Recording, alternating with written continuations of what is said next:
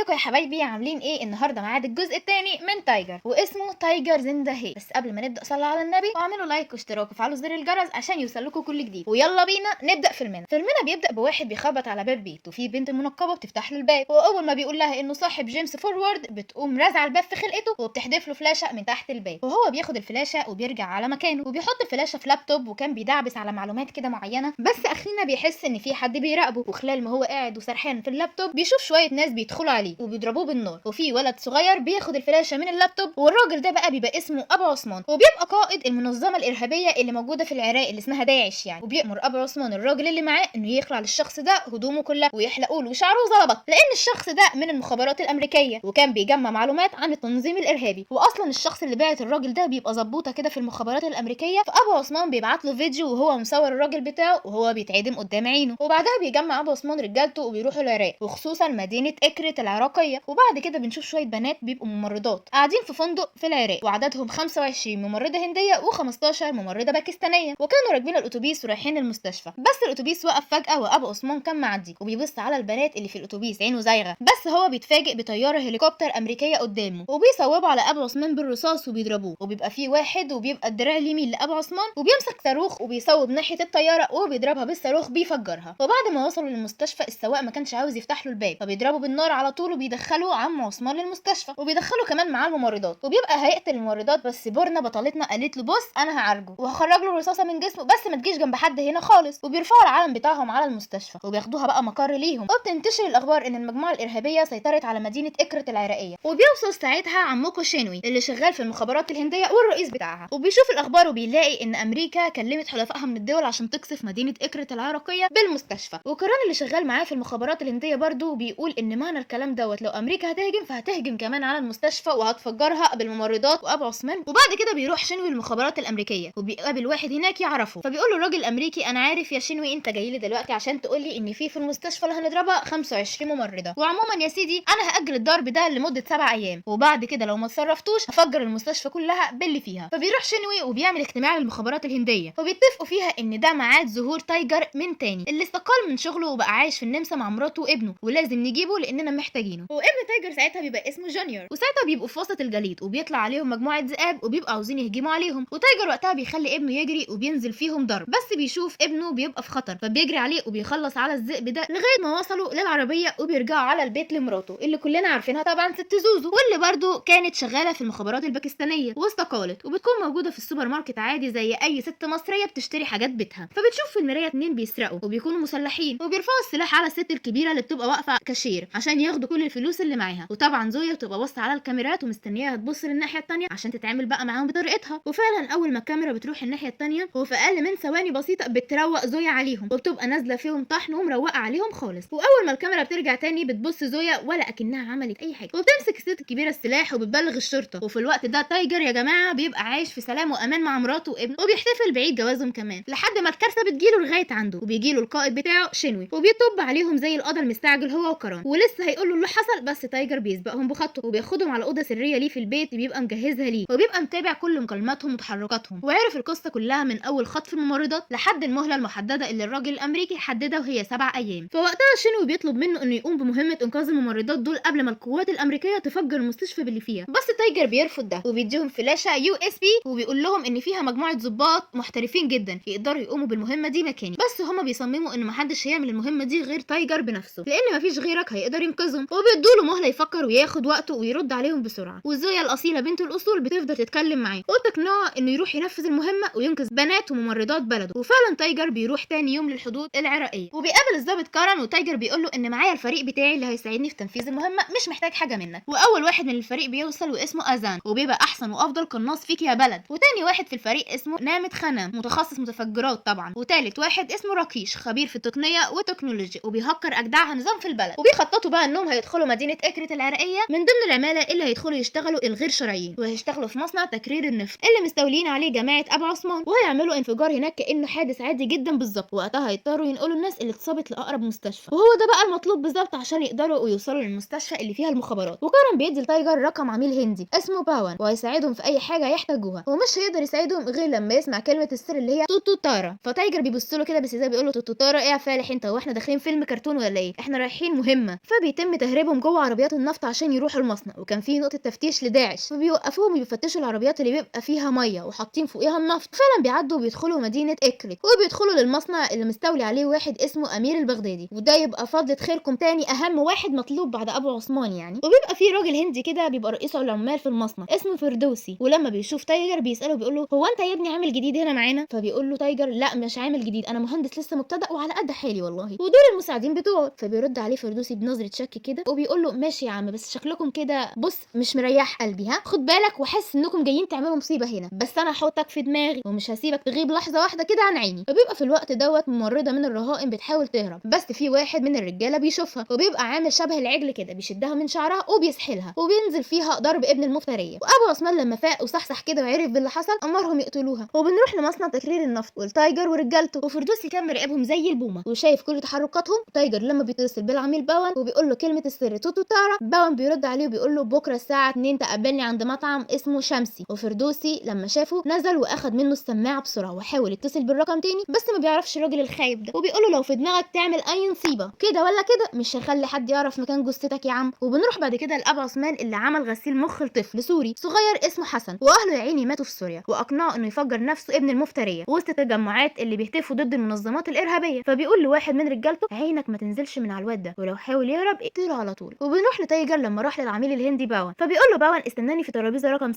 واللي كان بالصدفه شوف بالصدفه كان عليها حسن قاعد بالصدفه، وكان متوتر جدا. فتايجر قعد يهزر معاه ويتكلم معاه، بس طفل ما كانش بيرد عليه، والقناص كان مراقبه لحد ما قام من مكانه ووقف وسط التجمعات. ولما باون قعد مع تايجر لسه بيقول له محتاج الورق والتصميمات بتاعه المستشفى، بيشوف الطفل حسن هو بيحاول يفجر نفسه، فبيجري عليه بسرعه وبياخده وبيختفي من قدام القناص. وبيقدر تايجر بسرعه انه يفك القنابل من على جسمه، بيبقى فاضل ثواني وتنفجر، بس لما بيشوف 2 من عصابه داعش بيجروا وراهم راح رامي القنبله عليهم. بصراحه هم اولى بالموت يعني. وباون بيجري عليهم وبيقول له خد حسن في حمايتك واهرب في اي مكان امن، بس بيبدا تايجر يضرب ويطحن في عصابه داعش ويموت فيهم واحد ورا التاني لحد ما الارهابيين بيحاصروا باون والطفل الصغير. فتايجر بيخلي حسن وباون يجروا، بس بيشوف تايجر باون وهو بيتضرب بالنار بكذا رصاصه في ظهره وبيموت. فبيمسك تايجر الولد وبيحضنه، وعصابه داعش كانوا لسه هيقتلوهم لحد ما بتظهر البت زوزو المزه وبتدخل عليهم بالعربيه ونزلت فيهم ضرب لغايه ما موتتهم وانقذت جوزها حبيب قلبها طبعا، وركبوا معاها وهربوا. ولما بيسالها تايجر ايه اللي جابك هنا يا بنتي، مش سايبك في البيت انا تربي ابني وجيتي هنا ازاي؟ فبتقول له انا معايا الفريق بتاعي من المخابرات الباكستانيه، وزي ما انت عاوز تنقذ 25 ممرضه هنديه احنا كمان جايين ننقذ 15 ممرضه باكستانيه موجودين في نفس المستشفى. فتايجر بعد ما سمعها حاول يضم الفريقين على بعض عشان يسهلوا المهمه، بس زويا مراته وزمايلها من باكستان بيرفضوا بسبب المشاكل والعداوه الكبيره بين البلدين. فبيقول لهم تايجر لو كل فريق فينا راح نفس المهمه وبخطط مختلفه ممكن نقف في طريق بعض في الاخر والمهمه كلها هتفشل، لكن لو اتحدنا مع بعض وخطتنا واحده هيبقى في فرصه كبيره جدا ان مهمتنا تنجح وننقذ كل الممرضات. وبيسيبهم تايجر هو وزويا وبينزل تحت. طبعا ضباط الهند وباكستان قعدوا يتنقروا ويتخانقوا وبيلقحوا على بعض بالكلام، ولسه صوتهم هيعلى وبيتخانقوا فبيسمعوا صوت ضرب نار فجاه، فبيطلعوا كلهم اسلحتهم مع بعض. وقتها بيظهر تايجر في وشهم وبيقول لهم انا يا عيال اللي ضربت النار اطمنوا كده، وانتوا كده بقيت فريق واحد اصلا، فمش عاوزين بقى حوارات وخناقات زي الاطفال دي، ناجلها لبعدين لو سمحت، يلا بينا بقى نروح وننقذ ممرضاتنا عشان مفيش عندنا وقت. وبدا تايجر والفريق بتاعه ينفذوا المهمه وعطلوا الكاميرات لمده 3 دقائق، وخطتهم انهم يركبوا القنابل ويفجروها قبل ما الكاميرات ترجع تشتغل تاني. فبيحطوا على جسمهم ماده بتقلل نسبه الحروق، وبيبقى في مجموعه من العناصر الارهابيه بتشوفهم. فبيقوم تايجر وبيقول لصاحبه كمل انت وما توقفش مهما يحصل، انت قدامك دقيقتين بالظبط يا اما الخطه كلها تفشل. فبيروح لهم تايجر لوحده وبيروق عليهم بقى شويه ضرب وطحن محترمين لغايه ما بيموتوا كلهم، لحد ما صاحبه فعلا بينجح انه يخلي قنبله تنفجر وبتبقى النار ماسكه فيهم وبيصرخوا. والكاميرات لما رجعت اشتغلت ظهرت انها حادثه عاديه جدا. وفردوسي لما عرف راح لهم وبيقول لهم انا مش مصدق كل اللي بيحصل ده، بس انا هاجي معاكم واشوف اخرتها ايه معاكم بالظبط. وفي نص الطريق بيرفع عليهم سلاح وبيقول لهم انتوا مين وجايين العراق ليه، ها يا اما هموتكم دلوقتي. بس زويا والفريق الباكستاني كانوا وراهم بالعربيه وبيضربوا نار وبيقلبوا العربيه وبيقتلوا كل المسلحين. وتايجر بيمسك السلاح وبيوجهه على فردوسي وكان لسه هيموته، بس فردوسي بيصدمه وبيقول له كلمه السر اللي هي توتو تارا. طبعا تايجر اتصدم بيقول له انت عرفت الكلمه دي منين وجبتها ازاي؟ فبيقول له فردوسي انه كمان من المخابرات الهنديه اصلا وبينقل كل المعلومات للقائد بتاعي وبتاعك اللي هو شنوي، مهمتي اني احميكم بس من غير ما تعرفوا اصلا. ومن وقتها وهو معاهم في الفريق بيساعدهم بقى. وبعدها بيطلب تايجر من زويا انها تروح مبنى مجلس الدوله وتجيب التصميمات الخاصه بمداخل ومخارج المستشفى، وهم بيكملوا طريقهم للمستشفى اللي بتبقى مليانه على عينها عناصر ارهابيه واسلحه كتير. وابو عثمان بيخلي المستشفى اكبر قاعده للمنظمات الارهابيه في اكرت، يعني تايجر كده مش هيواجه كتيبه او 2،